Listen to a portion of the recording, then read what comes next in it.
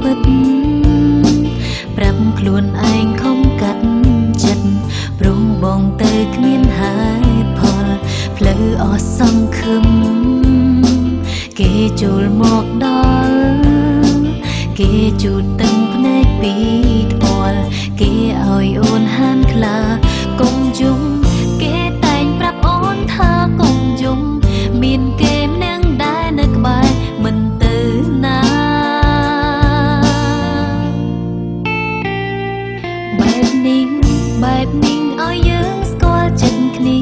ហេតុអ្វីក៏រូបពងងារបងត្រឡប់ចំពេលនេះម្នាក់ធ្វើល្អដល់ខ្ញុំតើអើយបង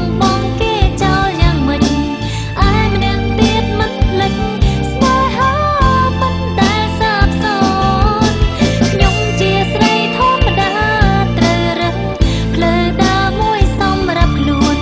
រើសផ្លូវដើរបញ្ចប់ស្នេហ៍នេះ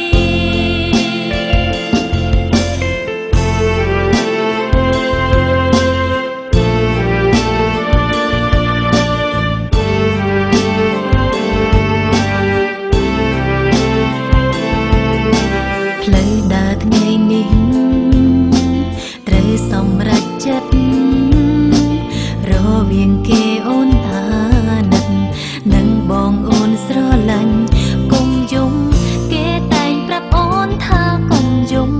មានគេម្នាក់ដែរនៅក្បែរមិនទៅ